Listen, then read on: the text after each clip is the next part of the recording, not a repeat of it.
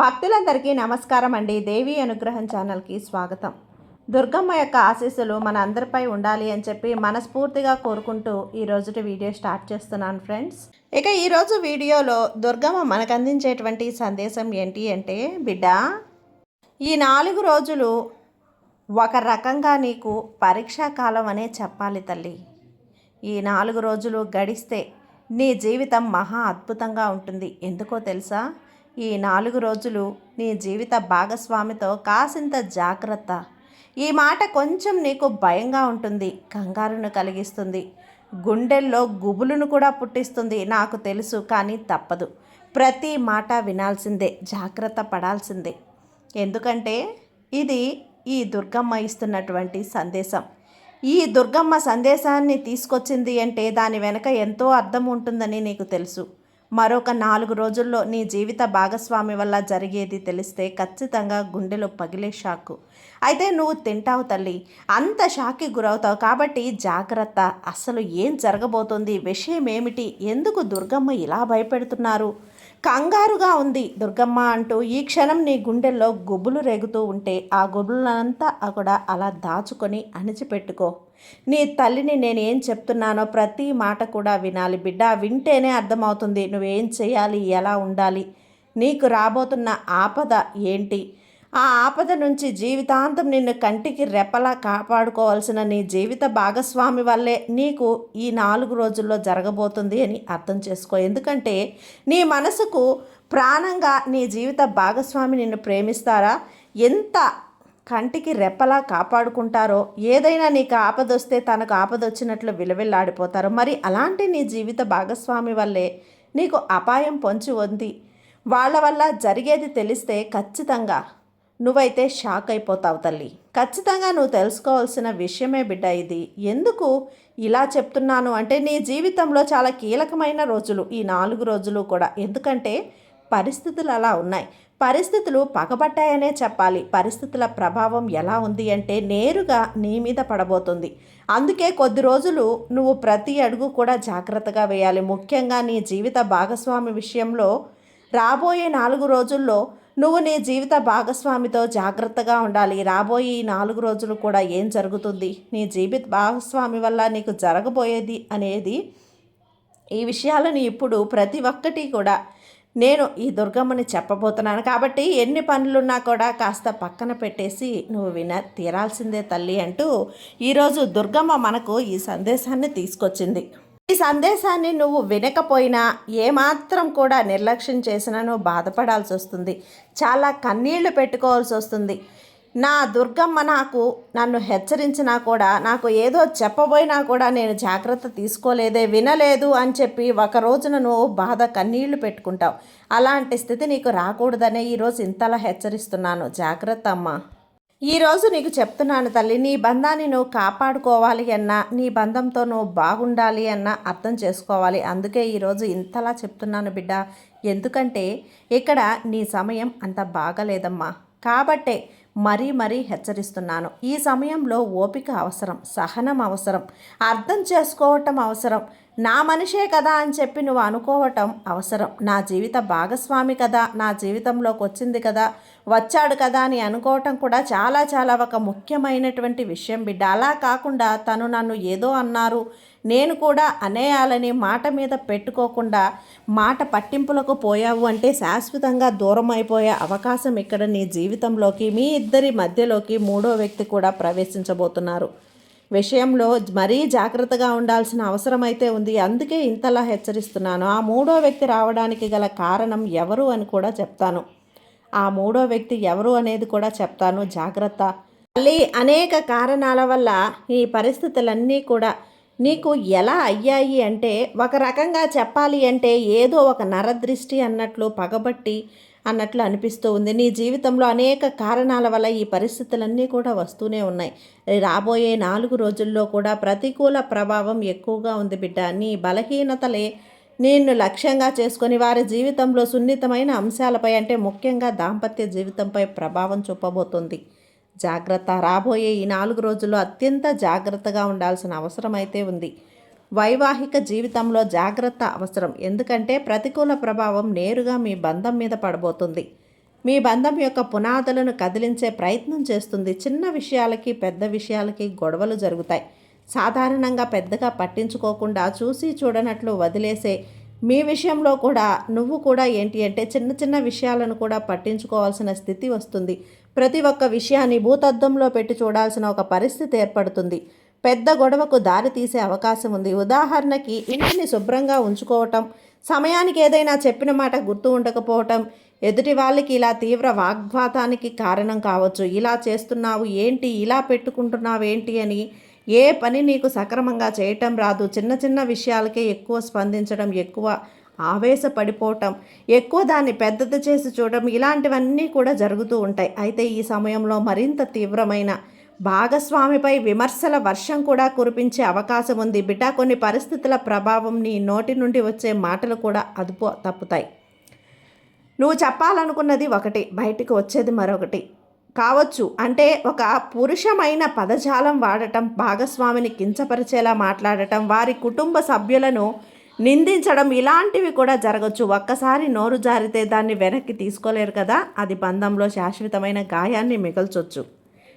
కాబట్టి ఇలాంటి పరిస్థితుల ప్రభావం వల్ల నీలో అహం పెరుగుతుంది. ప్రతి విషయంలోనూ నేనే కరెక్ట్ అనే వాదనకు దిగుతావు.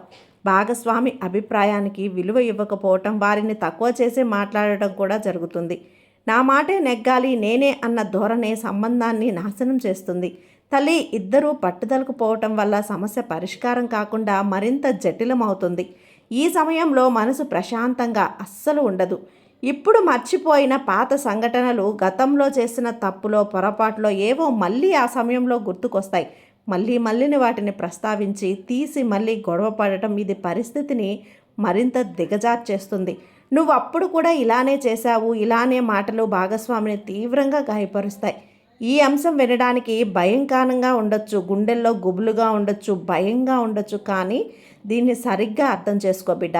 ఈ దుర్గమ్మని ఎందుకు చెప్తుందో సరిగ్గా అర్థం చేసుకో. ప్రతి మాట కూడా మనసు లోతుల్లోకి తీసుకో. దాని వెనుక ఉన్న అర్థమేంటో నువ్వు అర్థం చేసుకో. అంతేకాని భయపడిపోయి, బెదిరిపోయి, నా మాటలకు కంగారు పడిపోయి దుర్గమ్మ ఏదో చెప్పేస్తుంది అని కంగారు పడద్దు. దాని వెనక ఉన్న పరమార్థం ఏంటో అర్థం చేసుకో. నీకు లాంటి గుబులు, భయం ఆ వ్యక్తి ప్రవేశించడం జరిగింది అంటే తల్లి, మూడో వ్యక్తి ప్రవేశం జరిగింది ఎప్పుడైతే జరుగుతుందో వివాహేతర సంబంధం అని కాదు, అనేక రూపాల్లో కావచ్చు. మీ స్నేహితుడు, మీ సహ ఉద్యోగి లేదా బంధువు చెప్పిన మాటలను పట్టించుకొని మీ జీవిత భాగస్వామి అనుమానించడం, అవమానించడం చేయొచ్చు.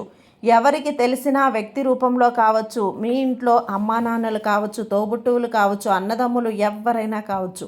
మీ ఇద్దరి మధ్య ఒక వ్యక్తి మాట చెప్తున్నారు అంటే, కల్పించుకుంటున్నారు అంటే, ఏ విషయంలోనైనా అంటే అది మూడో వ్యక్తి కిందనే లెక్క.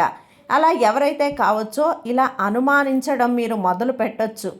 ఉదాహరణకి ఎవరో వచ్చి మీ ఆయన అక్కడ ఉన్నాడు, మీ ఆయన ఫలానా వాళ్ళతో మాట్లాడుతున్నాడు, నవ్వుతూ మాట్లాడుతున్నారు అని చెప్పగానే దాన్ని మనసులో పెట్టుకొని లేనిపోనివి ఊహించుకొని గొడవ పడటం. ఇక్కడ ఆ చెప్పిన వ్యక్తి మూడో వ్యక్తి అవుతాడు.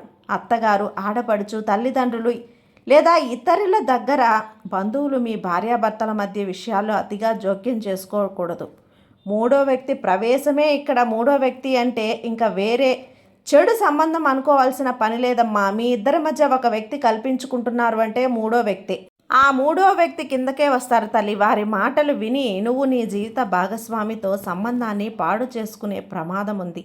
వారి మంచి కోసమే చేసినప్పటికీ కూడా ఇక్కడ కొన్ని గ్రహస్థితులు సరిగ్గా లేనప్పుడు అది నీకు ప్రతికూలంగానే అర్థమవుతుంది.